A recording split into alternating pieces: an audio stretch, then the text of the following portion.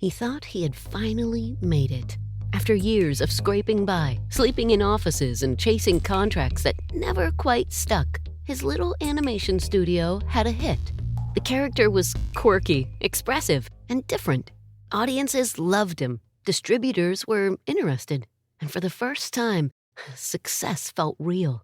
So he boarded a train from New York to California, confident he was returning home with a better contract in hand. Instead, he was carrying devastating news. While he had been negotiating in New York, the distributor had quietly outmaneuvered him. Most of his animators had been signed away. The rights to his most successful character? Gone. He didn't own it. He had created it, but legally, it wasn't his anymore. The character's name was Oswald the Lucky Rabbit, and in 1928, Oswald belonged to someone else. The young animator sat on that cross-country train, staring out the window, watching miles of American farmland blur past. His studio was collapsing. His team had been dismantled. He was nearly broke. He could have gone home defeated. He could have taken a job under someone else. He could have walked away from animation entirely. Instead, somewhere between New York and Los Angeles, he began sketching.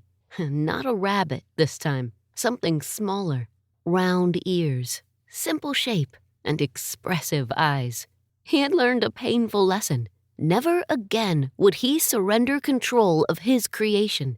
When he arrived in California, he and his small remaining team rushed to produce a new short film featuring the character. It struggled at first. Silent animation was fading. Audiences were demanding something new. So he gambled again. He synchronized sound to animation, something few had successfully done before.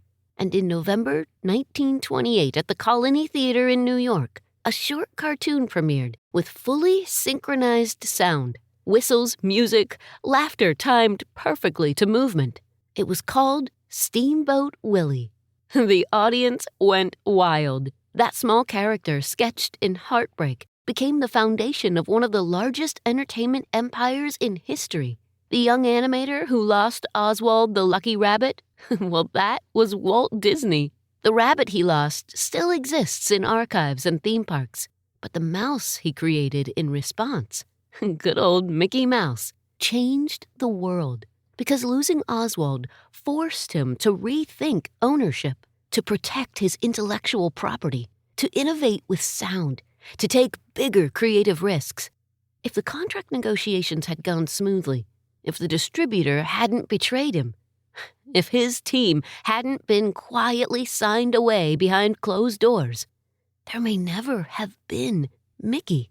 No daring leap into synchronized sound when others were still playing it safe. No feature-length animation films that proved cartoons could carry emotion, story, and soul.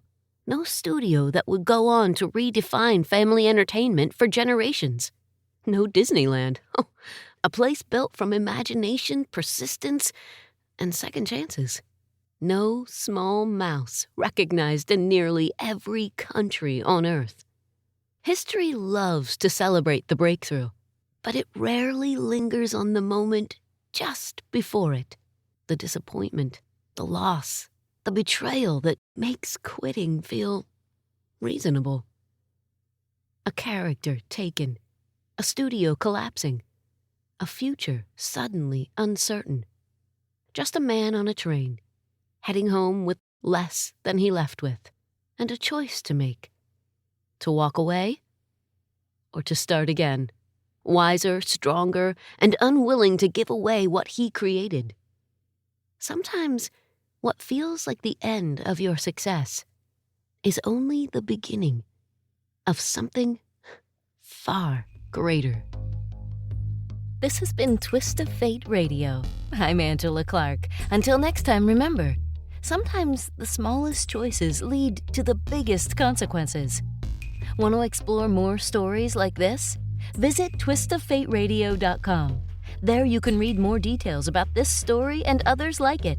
Plus, you can submit your own Twist of Fate story to be considered for a future episode. You never know what twist of fate is coming next.